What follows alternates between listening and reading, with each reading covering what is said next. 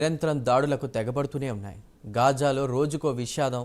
Israel వరుస దాడులు పాలస్తీనా పౌరుల ప్రాణాలను బలి తీసుకుంటున్నాయి. తాజాగా ఇజ్రాయెల్ నిర్వహించిన రెండు వేర్వేరు వైమానిక దాడుల్లో 39 మంది పాలస్తీన్లు మృతి చెందారు.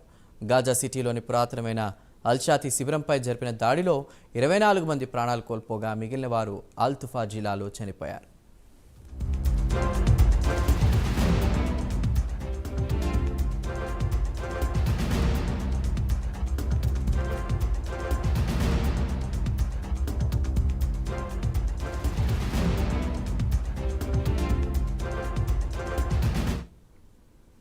వైమానిక దాడుల తర్వాత ఆ ప్రాంతంలో పరిస్థితి భయానకంగా ఉంది. గాయపడిన వారిని తరలిస్తున్న దృశ్యాలకు సంబంధించిన వీడియోలు బయటకు వచ్చాయి.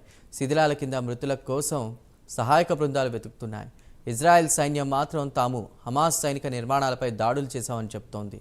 మరోవైపు ఎర్ర సముద్రంలో అమెరికా యుద్ధవాహక నౌక ఐఎస్ఎస్ హోవర్తో పాటు మరో నౌకపై దాడి చేసినట్లు యెమెన్లోని హుతీ తిరుగుబాటుదారులు ప్రకటించారు. ఎప్పుడు ఈ దాడి చేశామన్న విషయాన్ని వెల్లడించలేదు. కానీ ఈ నేపథ్యంలో ఐసిస్ హోవర్ స్వదేశానికి తరలి వెళ్ళిందన్న వార్తలు కూడా వస్తున్నాయి.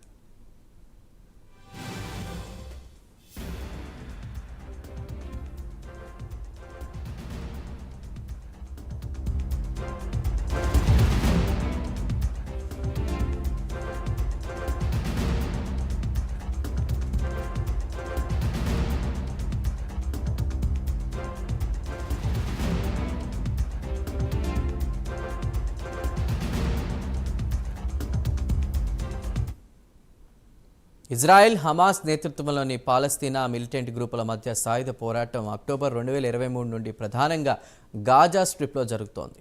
ఇజ్రాయెల్ ఆక్రమిత వెస్ట్ బ్యాంక్లో ఇజ్రాయెల్ లెబనాన్ వెంట హెజ్బుల్లాతో కూడా ఘర్షణలు జరిగాయి. హమాస్ నేతృత్వంలోని మిలిటెంట్ గ్రూపులు అక్టోబర్ 7న ఇజ్రాయెల్పై ఆకస్మిక దాడి చేయడంతో యుద్ధం ప్రారంభమైంది. దాదాపు 3000 మంది మిలిటెంట్లు గాజా ఇజ్రాయెల్ అడ్డంకిని ఛేదించి సైనిక స్థావరాలపై దాడి చేశారు.